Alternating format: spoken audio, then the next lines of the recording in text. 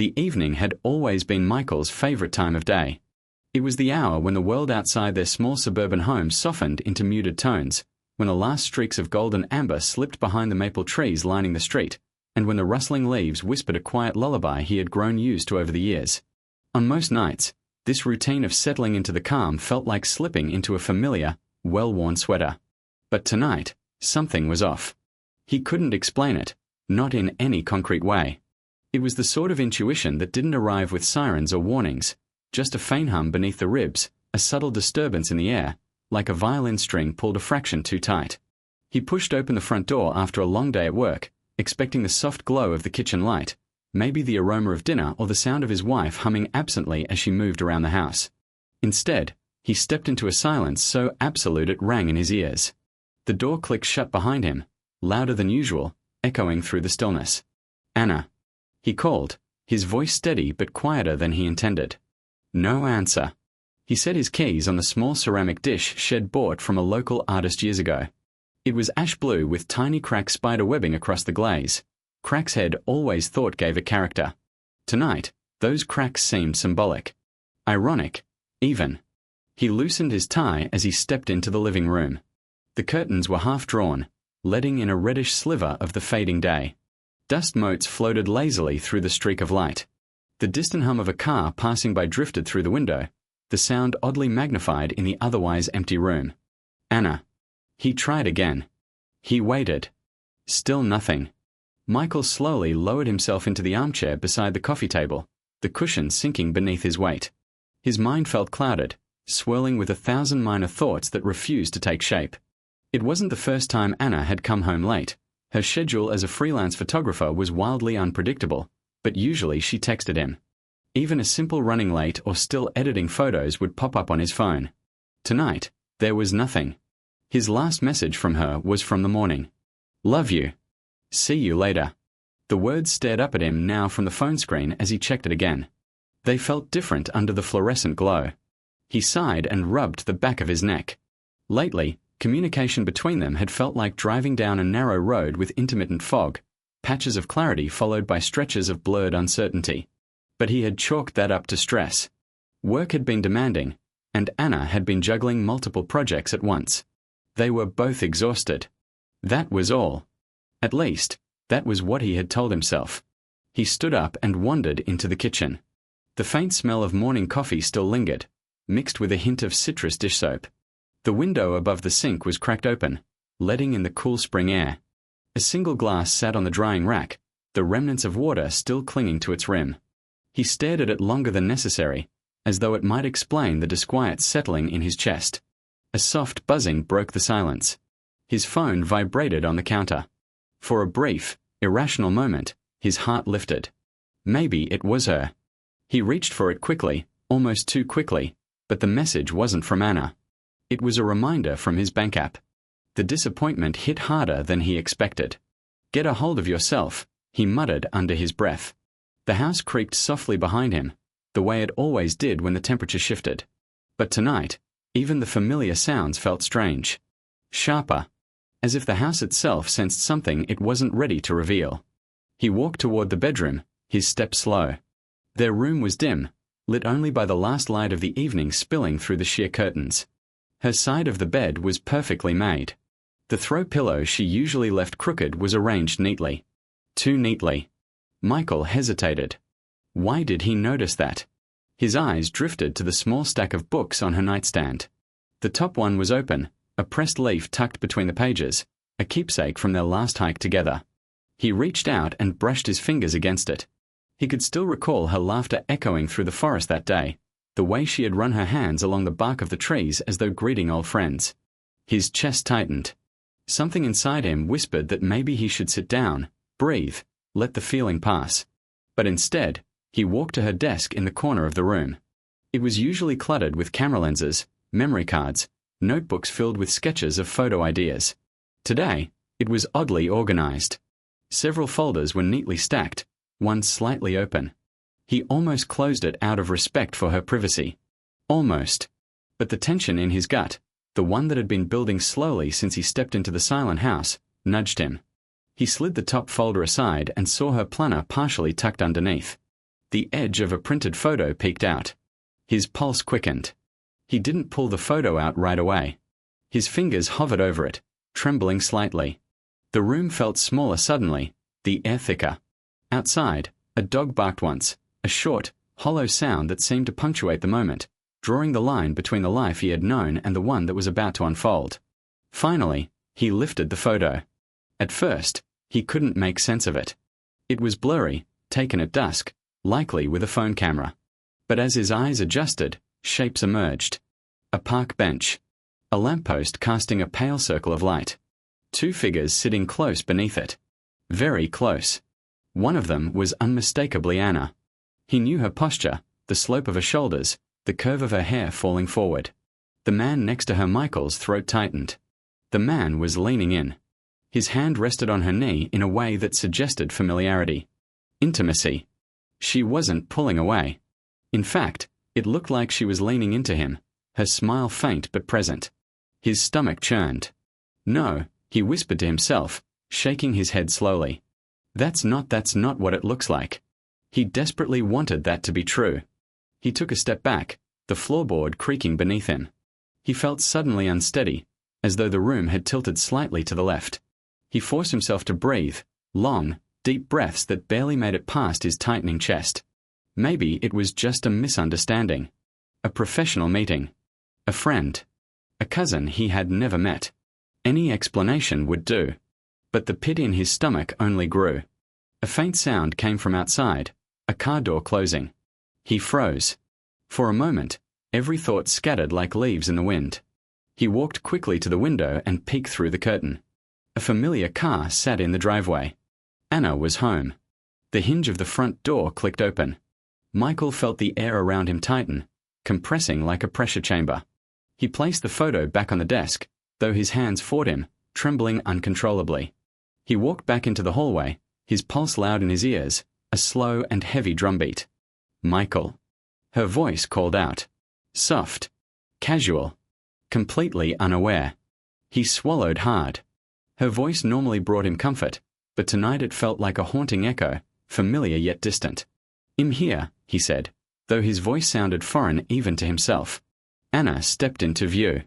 Her hair was slightly tousled, her cheeks flushed. She looked beautiful. She always did. And that, somehow, made everything worse. "Hey," she said with a smile that didn't reach her eyes. "You're home early." "No," he replied quietly. "Just on time." A flicker of something. Confusion? Fear? Crossed her face before she masked it with a practiced smile. He watched her. Observed the subtleties he had overlooked for weeks. The way her gaze darted to the bedroom for a split second. The way her shoulders stiffened. The way she clutched her bag a little too tightly. He had always trusted her so completely that he had forgotten what it felt like to question someone's honesty. But that trust now felt like glass underfoot, every step threatening to crack it further. "We need to talk," he said. The silence that followed was not the comfortable quiet of their ordinary evenings. It was heavy. Dense. The kind of silence that marked the beginning of something irreversible. Anna slowly set her bag on the floor. "Okay," she whispered. But Michael noticed the tremble in her hands. And in that moment, he knew, without her saying a single word, that the photo wasn't a misunderstanding. It was only the beginning. Michael stood in the dimly lit hallway, watching Anna as though seeing her for the first time. A strange detachment washed over him, as if he were observing the scene from outside his own body. Her presence, once a source of warmth, now radiated an uncomfortable heat that tightened around his throat. Anna shifted her weight from one foot to the other. She looked up at him again, her eyes flickering with questions she didn't dare voice. Her breathing was shallow, her fingers wrapped around one another nervously. The moment stretched, thin, fragile, ready to break with the slightest pressure. "What is it?" she finally asked, her voice barely audible. Michael glanced toward the bedroom, then back at her. Her eyes followed his, and he didn't miss the subtle widening of her pupils, the silent acknowledgement that she already knew what this was about. "Let's sit down," he said. Anna hesitated for a heartbeat before nodding. They walked into the living room, the soft thud of their footsteps against the hardwood floor sounding impossibly loud. She sat on the far end of the couch, leaving a gulf of space between them. He remained standing for a moment, unsure if he even wanted to sit. But the heaviness in his legs pulled him downward, and he sank into the armchair across from her. The room was quiet, save for the faint hum of the refrigerator in the kitchen. Outside, a gust of wind brushed against the house, rattling the loose latch of the window. The sound made Anna flinch. Michael watched her carefully. He wanted to start calmly, rationally. He had rehearsed a dozen opening lines in his mind during the walk from the bedroom to the living room. But now, staring at her, all those rehearsed phrases evaporated, leaving behind a single, simple truth. "I found something," he said. Anna's throat bobbed as she swallowed hard. What do you mean?" "I found a photo," he said. "In your planner." Her lips parted slightly. A small breath escaped her. She didn't ask which photo, she knew. "And," he added, "I'd like you to tell me who he is." Silence. It stretched between them like a dark river. Anna's gaze dropped to her hands. Her fingers twisted together until her knuckles turned white. She looked small, fragile, even. But the image did nothing to soothe the storm rising inside him. "Michael," she began. "Please," he interrupted. "Just tell me." Her eyes rose to meet his. He saw guilt there, undeniable, heavy.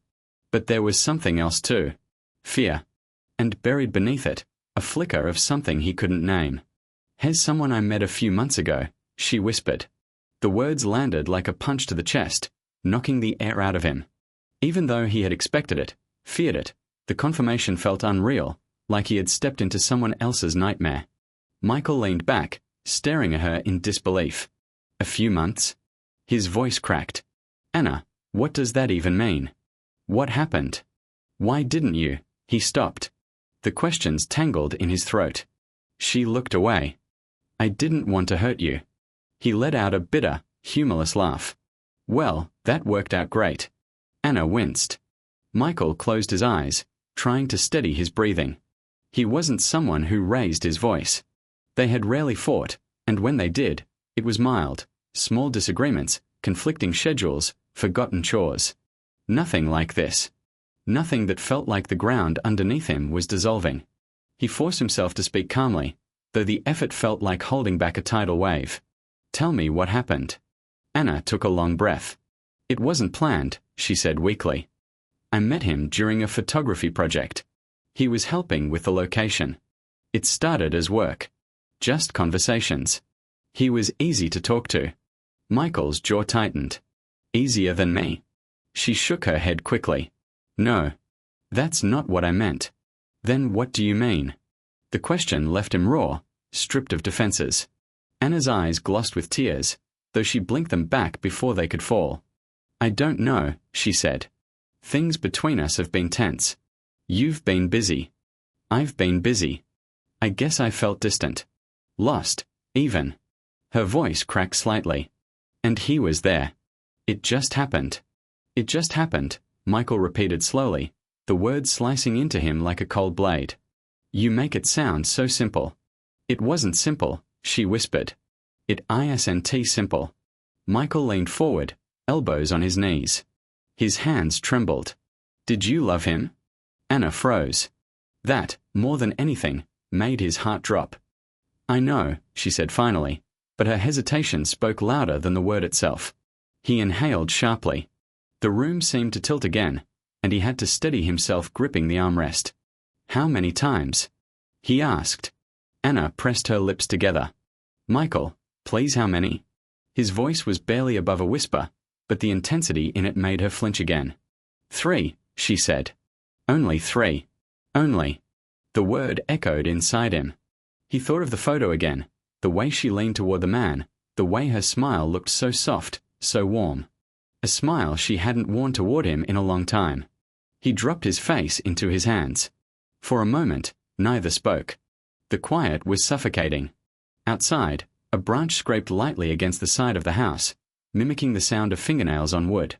The refrigerator hummed again, and a faint drip echoed from the sink. All of it melded into a distant, dull roar in Michael's ears. He lifted his head slowly. "Why didn't you tell me?" he asked. "Why didn't you come home one day and say you were unhappy? That you needed help? That something was wrong?" Anna wiped her cheek with the back of her hand. I was afraid, she said. Afraid of hurting you. Afraid of losing us. Afraid of making things worse. Michael stared at her, disbelief washing over him. And this, what you did, this was better? Her lips quivered. She didn't answer. He stood abruptly, pacing across the room, running a hand through his hair. The wooden floor creaked beneath his steps, the sound sharp in the thick air. He felt like he was unraveling. Every memory of their life together flashed across his mind. Their first apartment, tiny but full of laughter the day they brought home their dog, who had since passed the night spent cooking together, dancing to music in the kitchen, the weekend trips to the mountains their wedding day, when she cried because she said she had never felt so certain of anything. Was all of it a lie? Or had something broken along the way without him noticing? He turned to face her. Is it over? Anna looked confused. What do you mean? With him, he clarified. Is it over? She hesitated again. Michael felt ice crawl up his spine. Anna. Yes, she blurted. Yes, it's over. It ended weeks ago. He stuttered her. Her voice trembled with sincerity, but sincerity now felt cheap, diluted. And us? He asked quietly. Anna's face crumpled. I don't want to lose you, she whispered. I still love you. I want to fix this. Michael let her words hang in the air. They didn't land in his chest. They hovered, suspended, empty of weight. He wanted to grab onto them, believe them, let them patch the gaping wound in him. But the pain was too fresh, too sharp. He shook his head slowly. I don't know if love is enough after this. Anna's breath hitched. Michael, please. We can go to counseling. We can talk through it. I'll do anything. He closed his eyes. Her desperation twisted something inside him. Not forgiveness, not anger, but grief. I need time, he said firmly. I need space to think. Anna nodded, tears spilling down her cheeks now. Okay. Whatever you need. He walked toward the bedroom, grabbing a pillow and a blanket from the closet. When he stepped into the living room again, Anna stood up quickly. Where are you going? She asked. I'm sleeping in the guest room tonight, he replied quietly. Anna's face fell, but she didn't try to stop him. He turned away, walked down the hallway, and entered the small guest room. The air was cool, the shadows deep. He closed the door behind him and leaned against it, exhaling shakily. His chest ached. The quiet pressed in on him again, dense, relentless. From behind the door, he heard Anna's muffled sobs. Each one landed like a blow. Michael slid down the door until he sat on the floor. He pressed the heels of his palms into his eyes, trying to stem the burning. He didn't want to hate her. He didn't want any of this. But trust was like glass. Once shattered, it could be pieced together, but the cracks never fully disappeared. As he sat alone in the dark, one question echoed louder than all the others. Could he forgive her? The answer felt impossibly far away. The guest room felt colder than usual. Michael lay on the narrow bed, staring at the faint cracks in the ceiling. Shadows stretched long across the walls, their edges trembling with the movement of the lone street lamp outside. Every few seconds, the wind outside nudged a loose shutter, creating a rhythmic tapping that echoed through the quiet house. Tap, tap, tap. He closed his eyes, but the darkness behind his eyelids was worse. In the dark, memories blended with new fears.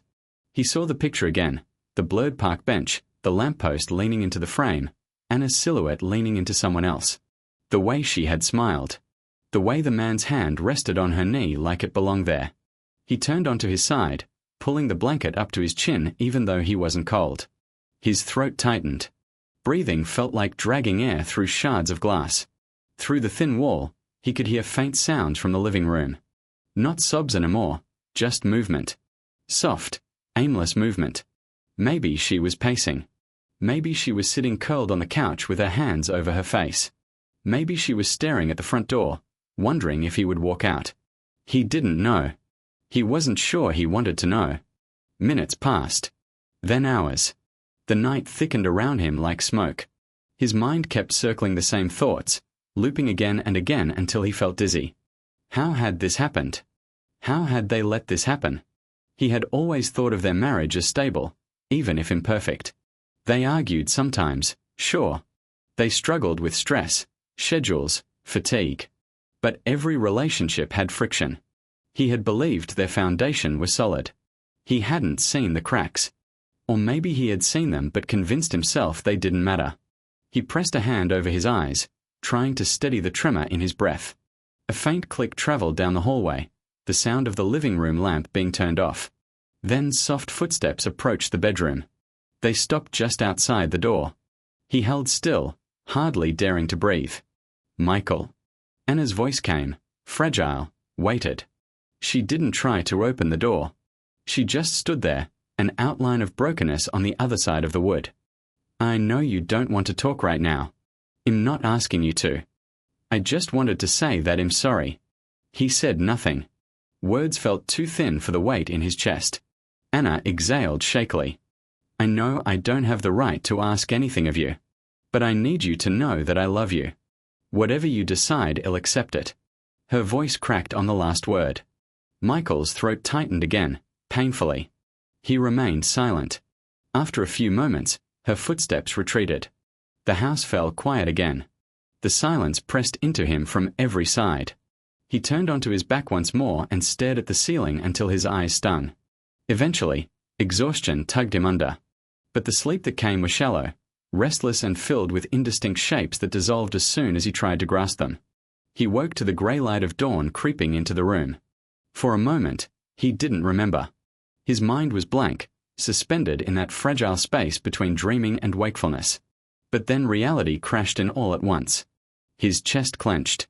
He sat up slowly, rubbing the stiffness from his neck. The guest room felt even smaller in the morning light. Dust motes drifted lazily through the pale beams streaming in from the window. The world outside was calm, the sky washed with soft blue, a few early birds chirping faintly in the distance. A deceptive calm. He stood and walked to the doorway, hesitating before stepping into the hall. The house was still. Too still. The kind of stillness that followed a storm. Anna wasn't in the living room. The couch pillow was slightly displaced, suggesting she had slept there. Or tried to. Michael walked into the kitchen. She was there. Anna sat at the table, a cold cup of tea in front of her. Her eyes were red, her hair pulled back loosely, her posture defeated. When she heard him enter, she looked up. Their gazes met, and the hurt in hers hit him like a blow. "Morning," she said quietly. Michael didn't respond right away. He opened the fridge, grabbed a bottle of water, closed it again. The mundane action felt surreal. How could he do something so ordinary when everything inside him was burning? He sat at the other end of the table, leaving space between them. Anna clasped her hands together tightly. "Did you sleep at all?" she asked. "A little." Silence stretched. "I made tea," she said after a moment. "If you want some." "No," he replied. She nodded, staring down at her cup. Michael took a breath. "I'm going to take the day off work." Anna looked up again. "Okay." "I need time to think," he continued. "I understand," she said. He watched her for a moment. She looked tired. Fragile. Not the confident, radiant woman he had married, the woman who used to move through the world with ease, her camera slung over her shoulder like an extension of herself. Something inside him twisted. Grief, anger, loss. All tangled. He needed air. He stood abruptly. "I'm going out for a while." Anna's voice was barely a whisper. "Will you come back?" The question froze him. The vulnerability in her tone rooted him to the spot. "Yes," he said finally. "I'll come back." Anna closed her eyes with relief that stabbed at him like guilt. "Okay," she murmured. He grabbed his jacket from the hook by the door. As he stepped outside, the morning chill kissed his skin, sharp and invigorating. He closed the door behind him and stood on the porch for a moment, letting the cold air clear his foggy mind. He began to walk. The neighborhood was quiet, save for the distant hum of a lawnmower and the occasional whoosh of cars passing on the main road. The fresh, early sunlight filtered through tree branches, creating shifting patterns on the pavement. He didn't have a direction. His feet moved aimlessly, guided only by the primal need to escape the suffocation inside the house. He walked past familiar houses, familiar gardens, familiar mailboxes, all of them unchanged, stable, grounded. His life, by contrast, felt like it had been turned upside down overnight. He didn't know how long he walked before he found himself at the park. The same park where the photo had been taken. A chill ran through him. He approached the bench. The same bench from the picture. The wood was worn, the paint chipped. He stared at it as if it might reveal something, an answer, a missing piece, a reason. He sat down slowly. The lamppost next to it, now unlit in the daylight, seemed smaller than the one captured in the blurry photo. Everything looked ordinary. Innocent. Deceptive. He tried to picture Anna here. What had she been feeling? What had she been thinking? Had she thought of him? Had she felt guilt? Or had the moment been too comfortable, too easy? He clenched his hands together, frustration building. He didn't want to imagine her with someone else. The thought made his stomach churn. But the image of her leaning close to another man was now burned into his memory, permanent, scalding. Michael closed his eyes and inhaled deeply. The scent of damp grass and cool earth filled his lungs. Birds chirped overhead, their songs gentle and oblivious. He touched the edge of the bench with his fingertips. Why here? Why him? Why now? He sat there for what felt like an hour, letting the questions churn inside him until they slowly began to settle, not answered, but less chaotic. When he finally opened his eyes, the sun had risen higher, casting a stronger glow across the park. The day was moving forward even if he wasn't. He stood, brushed off his jeans, and began walking back the way he came. He still didn't know what decision he would make. Forgiveness felt impossible. Leaving felt equally impossible. The only certainty was that he couldn't stay suspended in this limbo forever. As he approached the house again, he paused at the front door. His hand hovered over the doorknob. He wasn't ready. But he wasn't ready to walk away either. He turned the handle slowly and stepped inside. Anna stood in the hallway, as if she had been waiting. Her eyes searched his face. "Are you okay?" Michael shook his head. "No," he said honestly. "But I'm here." Anna nodded, tears filling her eyes again. "Thank you." He didn't answer. They didn't touch. Didn't move closer. But something shifted, subtly, quietly. A fragile space opened between them, not of reconciliation, but of possibility. Painful possibility. Michael took a slow breath. "This isn't a conversation we can finish in a day," he said. "I know. We'll talk. But not now." Anna nodded again. "I'll give you space. However much you need." He looked at her, really looked at her. The woman he loved. The woman who had hurt him more deeply than he thought possible. He wasn't sure if his heart could ever return to what it had been. But he was willing to keep breathing. Keep moving. Keep trying, for now. "We'll see where this goes," he said quietly. Anna swallowed hard and whispered, "Okay." Outside, a breeze stirred the chimes by the window, their gentle melody drifting through the room. Inside, a fragile, painful calm settled between them, temporary, uncertain, but real. And for the moment, that was enough. The rest of the day unfolded with an uneasy slowness, like a river clogged with debris, moving forward only because it had no other choice. Michael retreated into the guest room again, not to sleep this time, but to think. The small space felt less like a refuge and more like a waiting room for a life he no longer recognized. He sat on the edge of the bed, elbows on his knees, head in his hands. The walls around him were decorated with old frame prints, photos Anna had taken years ago, during their early travels. A misty lake at dawn. A narrow street in Lisbon where sunlight poured between buildings like liquid gold. A close-up shot of Michael laughing, taken without his knowledge, back when moments were easy and unbroken. His eyes lingered on the photo of himself. He didn't recognize that man anymore. That man had believed in something unshakable. That man had trusted without question. He wondered when exactly that version of himself disappeared. A soft knock sounded at the door. "Michael." Anna's voice came softly through the wood. He didn't respond. After a moment, she continued, "I'm going to make something to eat. If you want anything, I can leave a plate outside your door." He exhaled slowly. "I'll eat later," he said, not raising his voice. "Okay," she whispered. Her footsteps retreated down the hall. Michael stood and walked to the window. Outside, the afternoon sun stretched across the neighborhood, warming rooftops and casting long shadows across the street. Kids rode bicycles along the sidewalk. A couple walked their dog. The world moved with normalcy, utterly indifferent to the storm inside him. He rested his forehead against the glass. Part of him wanted to scream, to expel the burning ache that coiled inside his chest. Another part wanted to collapse, let the grief wash over him until it finally exhausted itself. But he did neither. Instead, he stayed still, suspended in a numbness that felt both protective and suffocating. Minutes passed, maybe longer. Eventually, he stepped back from the window and left the room. As he walked down the hall, he could hear the faint clink of dishes in the kitchen.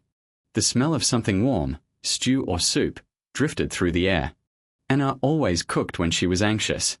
He used to find that endearing. Now, everything felt complicated.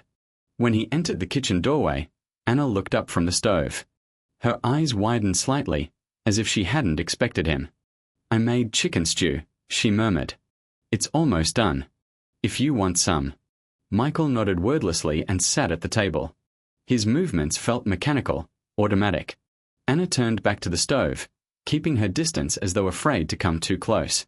The quiet stretched between them like a taut wire. A few minutes later, she placed a bowl in front of him. "It's still hot," she said, her voice barely above a whisper. He stirred the stew with his spoon. It smelled familiar, comforting. The kind of meal she always made during cold winters or after long, exhausting days. This should have comforted him.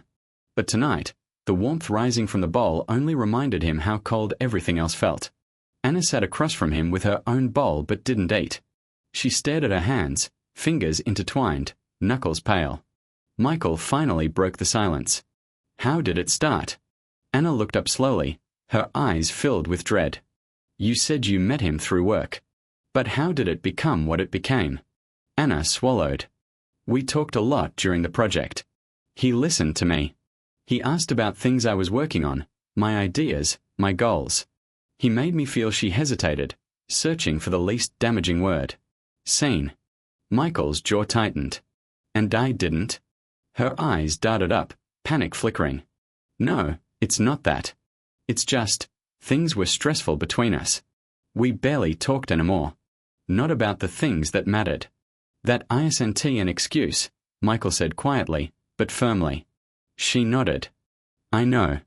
Michael tried to process her words, but they scraped against him like gravel. He wasn't blameless, he knew that. He had been distant at times, caught up in work, exhausted. But distance wasn't betrayal. Weak communication wasn't betrayal. Those were things couples fixed. This was something else. "Did you ever think about stopping before it got this far?" he asked. Anna's eyes filled with tears. "Every time," she whispered. "Every single time I saw him. I told myself I couldn't do this, that it wasn't me. But I kept choosing wrong." She pressed a hand against her chest. "I hate myself for it, Michael." He looked at her for a long moment, studying the lines of her face, the trembling in her lip.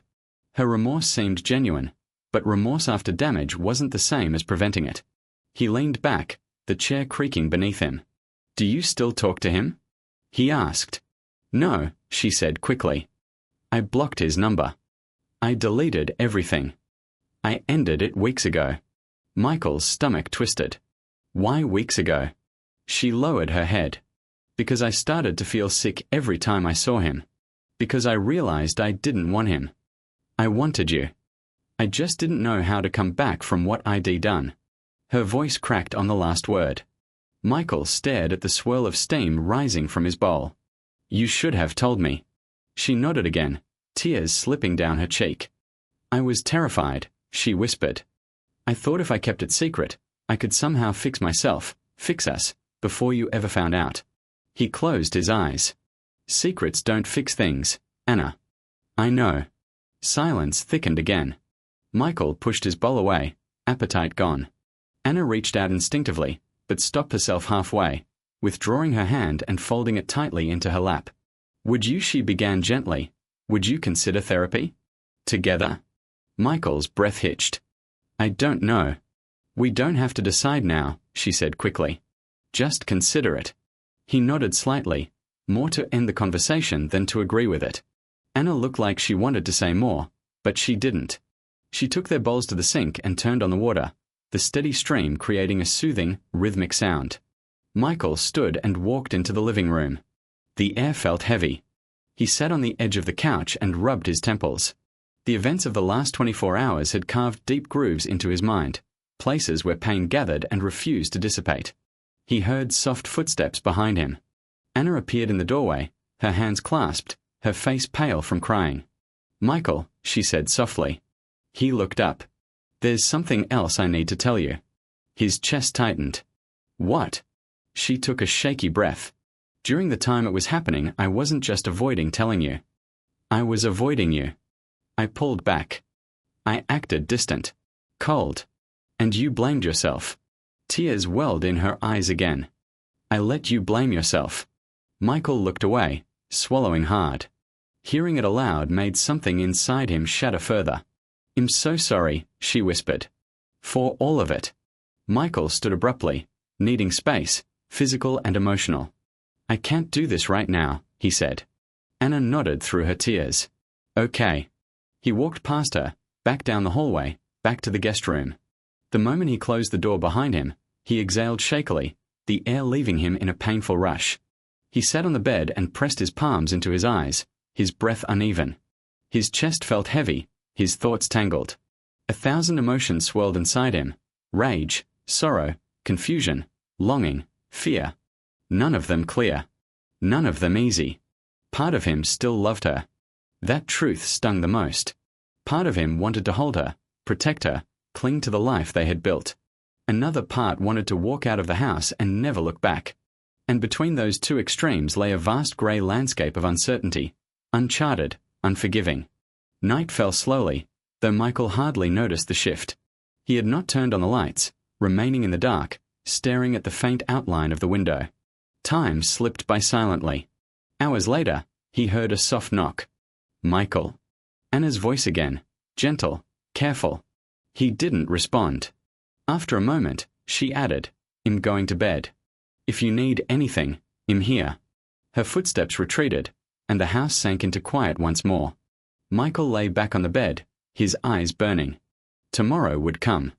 More conversations would follow. More pain. More questions. But for now, he lay motionless, swallowed by the darkness, trapped between a life he once trusted and a future he no longer understood. And in that fragile silence, one truth settled deep in his bones. Whatever came next wouldn't be simple. But he would face it, step by step, word by word, breath by breath. Even if it broke him. Morning arrived quietly, slipping into the room on pale, muted light. Michael woke slowly, consciousness creeping back with a dull heaviness. For a moment, he lay still, listening to the faint sounds of the house, the creak of the settling floorboards, the distant whir of the fridge, the soft whisper of wind against the windowpane.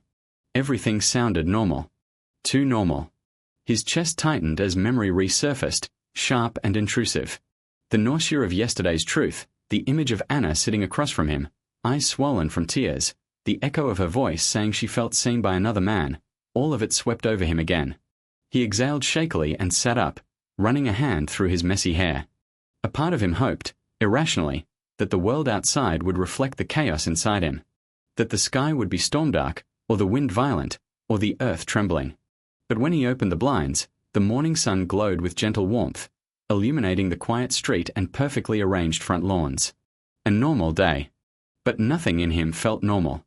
He splashed cold water on his face in the small guest bathroom. His reflection stared back, tired eyes, unshaved jawline, tension carved into the lines around his mouth. He looked older than he had 2 days ago. He dried his face with a towel and stepped into the hallway. Anna stood in the kitchen doorway. She froze when she saw him, as if unsure whether he might turn back into the room and shut the door again. "Good morning," she said softly. He didn't answer immediately. Her voice sounded tentative, like she was trying not to break something fragile. "Morning," he said finally. Anna forced a small, brittle smile. "I made coffee. If you want some." Michael nodded and walked past her into the kitchen. The familiar scent filled the air, dark roast, just the way he liked it. The routine of pouring coffee into a mug felt surreal, like he was performing a memory instead of an action. Anna hovered nearby, hands tucked into the sleeves of her sweater. "Do you want breakfast?" she asked. "No," he said. She nodded, swallowing. A subtle tremble moved through her shoulders. Michael sat at the table, taking small sips of the coffee more out of habit than desire. Anna didn't sit. She lingered in the doorway, uncertain, as though waiting for permission to breathe. Eventually, he looked up at her. "You don't have to stand there." She blinked, startled. "Right. Sorry." She walked to the opposite side of the kitchen and sat at the table, putting as much distance between them as possible. She stared into her own mug, though she hadn't taken a sip. "Did you sleep?" Michael asked quietly. Anna glanced up, surprised he had asked. "Not really," she admitted. "I kept thinking. And crying, I guess." He nodded slowly, unsure how to respond. Silence settled between them, heavy and thick. It wasn't the cold silence of anger. It was the limbo of two people who shared a space but not a certainty. After a long moment, Anna cleared her throat. "Are you working today?" "No. I took the day off again." "Okay. And tonight," he added, "I might stay at my brother's." "I don't know yet." Her breath hitched. She nodded slowly, trying to hide the panic in her eyes. "I understand." Michael didn't want to hurt her. Or maybe a part of him did. He didn't know anymore. His emotions felt like a shattered mirror, sharp, fractured, impossible to piece together. He sipped his coffee again. Finally, he said, "I think we need to talk more today." Anna straightened slightly, hope flickering in her expression. "Of course. Whenever you're ready." "I'm not ready yet," he said. "But sometime today." She nodded. "Okay." He stood, leaving the half-finished coffee behind. Anna rose as well, instinctively mirroring his movement. He paused near the doorway. "Anna," he said. She looked up instantly. "No more hiding. If there's anything else I should know anything at all, tell me now." Her face drained of color. For a moment, she said nothing. The tension in the room sharpened like a drawn blade. "There isn't tea," she whispered finally. "You know everything." Michael studied her expression carefully, searching for signs of deception, uncertainty, fear. He didn't want to be paranoid. He didn't want to become someone who doubted every breath she took. But trust wasn't something he could conjure on command. After a long pause, he nodded. "I'm going for a walk," he said. Anna's voice trembled. "Be safe." He didn't reply. Outside, the neighborhood felt too alive. Too bright. Families watered plants, joggers passed by, and the air buzzed with the distant hum of lawnmowers and morning voices.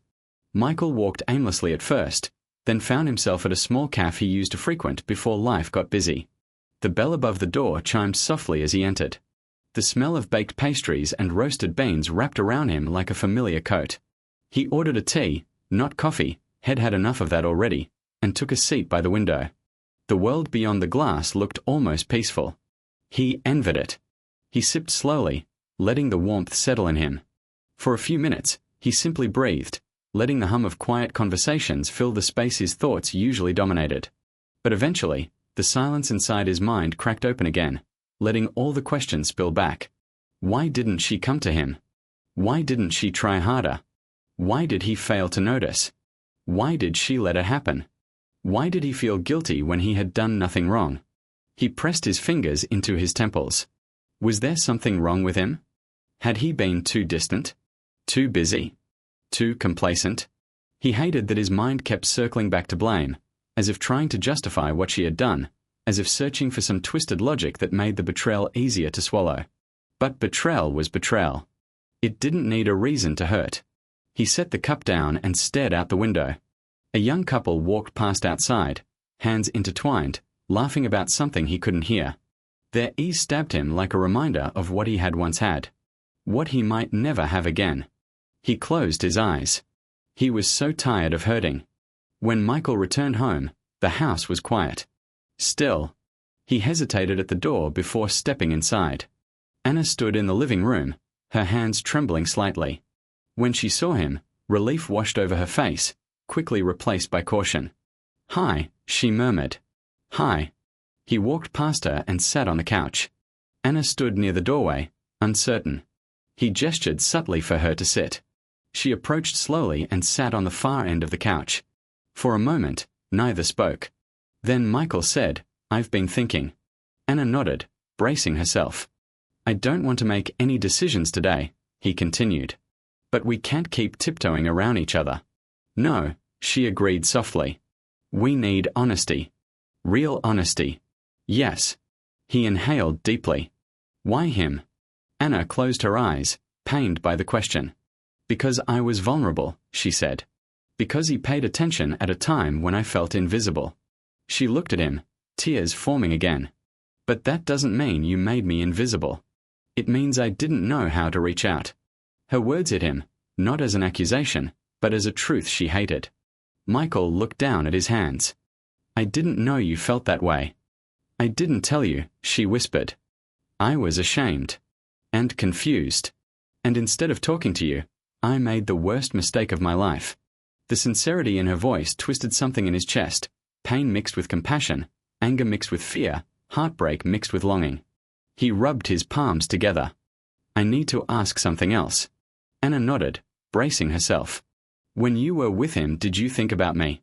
Her eyes widened, then softened with grief.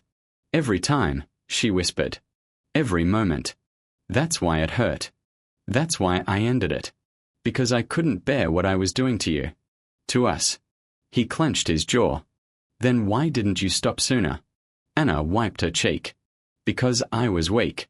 And selfish. And scared. And I hate myself for that. The silence that followed pulsed with tension. Raw, vulnerable, aching. Michael leaned back and stared at the ceiling, breathing deeply. Anna's presence beside him felt both comforting and unbearable. Finally, he said, I don't know what the future looks like. I don't know if we can fix this. Or if I can ever trust you again. Anna nodded, tears slipping down her cheeks. I know. But I'm here. And I'll wait. And I'll do whatever it takes, even if it takes years. He looked at her.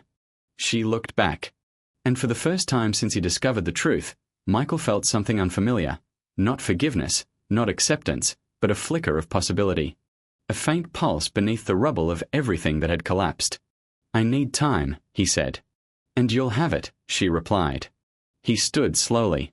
Anna didn't move. For a moment, they simply existed in the same space, broken, hurting, uncertain, but still there. Still breathing. Still trying. And though nothing was healed, nothing was decided, and nothing was resolved, one thing settled between them. The story wasn't over yet. Not today. Not like this. Morning didn't come with drama this time. It arrived quietly, soft light fading into the room, birds muted in the distance, the world moving gently, as if afraid to disturb the fragile balance inside the house. Michael lay awake long before the sun rose. He had barely slept, though exhaustion clung to him like a second skin. He stared at the ceiling, listening to the small, uneven rhythm of Anna's breathing on the other side of the bed. She hadn't touched him in the night. She hadn't moved closer. She had kept her distance like someone afraid of stepping on broken glass. And in a way, she wasn't wrong. Their relationship was a floor of shattered pieces, sharp, scattered, dangerous in all the ways that mattered. Eventually, he sat up. The motion stirred Anna. She blinked awake slowly, her eyes swollen, her voice a soft rasp. You're up. Yeah. She hesitated. Did you sleep at all? A little. Anna bit her lip, fingers tightening around the blanket. If you need to leave today, or if you want me to leave, just tell me. Michael shook his head. I'm not running. She exhaled shakily, relief mixed with uncertainty. Okay. He stood, stretching slightly. We need to talk. Really talk. Not around the pain. Not around the fear. Anna nodded immediately. Whenever you're ready. Michael left the room to give himself a moment. He splashed cold water on his face, letting the shock of it ground him. He wasn't sure whether he felt calmer or simply numb, but either way, it was time. When he returned to the bedroom, Anna was sitting at the edge of the bed, wringing her hands in her lap. He could tell she'd spent the last several minutes trying to steady her breathing. He closed the door and sat across from her, not beside her, not too far away, just across. A place where neither could hide. She lifted her eyes to his. Michael, she whispered, I'm ready. He nodded. Me too. For a long moment, neither spoke. The room felt like it was holding its breath. Finally Michael said, I need to understand something. And I want you to answer honestly. Not what you think I want to hear. The truth. Anna nodded slowly, bracing herself. Okay. When you look back, he began, voice low, steady. Do you regret what you did because it hurt me? Or do you regret it because you wish it hadn't happened at all? Her breath caught. She didn't answer immediately. This wasn't a question with a safe angle or a rehearsed apology. It cut deeper. I regret it, she said finally, voice trembling, because it changed something in me I didn't want changed. Because the second it happened, I felt sick, like I had stepped out of myself. And I regret it because I hurt you, the one person who has ever loved me without condition. Michael held her gaze, searching. And, she continued, I regret it because even if you somehow forgive me, I will never forgive myself. Not fully. Not ever. Silence swallowed her words. He could feel the truth in them, not polished, not crafted, not perfect, but raw and unguarded. It didn't absolve her. It didn't erase anything. But it mattered. He took a deep breath. Anna, I'm not looking for a reason to hate you. I'm trying to understand whether there's anything left to build on. There is, she whispered. If you want it. That's the thing, he said. I'm not sure what I want. I don't know if staying means strength or weakness. I don't know if leaving means healing or running. Anna's eyes glistened. I don't want you to stay because you're afraid to leave. And I don't want you to want me to stay because you're afraid of being alone. She flinched at the accuracy of it. They sat in the quiet again, the air heavy with truth neither wanted but both needed. Finally, Michael said, Tell me the part you haven't told me yet. Anna looked up sharply. Fear flashed in her eyes. What do you mean? He leaned forward slightly. There's something you're still holding back. I can feel it. And I can't make a decision without knowing everything. Anna shook her head quickly. Michael, there's nothing else. Anna, he said softly but firmly. Please. She swallowed hard. Her hands trembled. Then, slowly, painfully, she said the word she had been terrified to voice. I wasn't planning to tell you because I didn't want to add to the pain. But there was a moment early on when I thought I might be falling for him. Not love. Not real love. More like a fantasy of being seen. And I hate that I felt that. I hate that it happened. Michael closed his eyes for several seconds. It was a knife, yes. But he preferred a clean wound to a hidden one that festered. When he opened his eyes again, Anna looked devastated, waiting for judgment. He took a long breath. Thank you for telling me, he said. She blinked in surprise. You're not angry. I'm angry, he said. Of course I'm angry. But I asked for the truth. I can't punish you for giving it. Tears slipped down her face, silent and steady. Michael continued, voice quieter now. What I feel right now, it's not hatred. It's grief. Grief for what we were. Grief for what we lost. And maybe grief for what we still could be but may never get back to. Anna wrapped her arms around herself, as though trying to hold her body together. I'll do anything to rebuild it, she whispered. He nodded slowly. I know. He stood, pacing the room once before turning back to her. I've been thinking a lot, he said. Since yesterday. Since the moment I found out. And there's something I realized. Anna looked up, hope trembling in her expression. I still love you, he said quietly. Her lips parted, breath hitching. Tears spilled faster. Michael. But, he added gently, love is not the same as trust. She nodded through the tears. I know. I know. And trust is not something you can promise.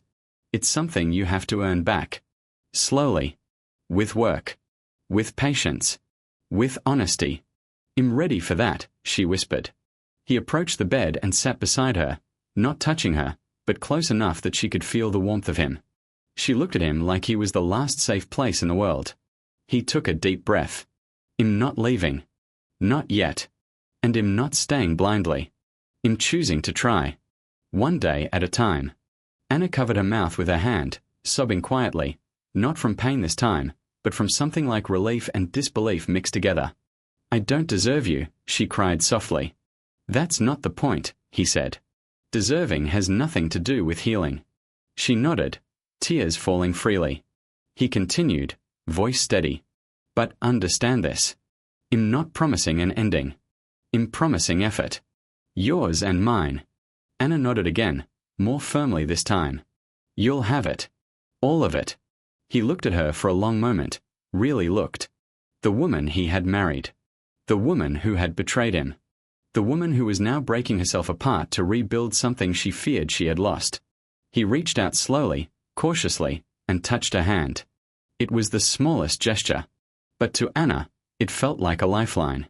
She inhaled sharply, her fingers trembling as they curled around his. Not tightly. Not possessively. Just enough to say him here. Michael squeezed her hand once, briefly, then let go. I'm going to take things slow, he said. Slower than you may want. Slower than I may want. But slow is the only path forward. Anna nodded again, wiping her face. Whatever pace you need, that's the pace he'll walk. He breathed out.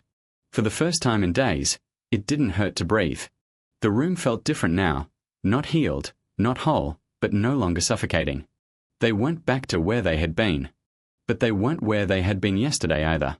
There was space between them, but it was no longer made of pain. It was made of possibility. Michael stood slowly. I'm going to make some breakfast. You can join me if you want. Anna let out a shaky breath that almost sounded like a laugh. I'd like that. He nodded. As he walked toward the kitchen, he didn't feel certainty. He didn't feel victory or resolution or closure. He felt something far more human. A cautious hope. A fragile beginning. A choice to stay, not because it was easy, not because it was safe, but because love, when broken, deserved a chance to decide whether it could be rebuilt. Behind him, Anna rose from the bed, wiping the last of her tears, following him into the soft light of morning. Together. Not healed. Not finished. But trying. And sometimes. That was enough.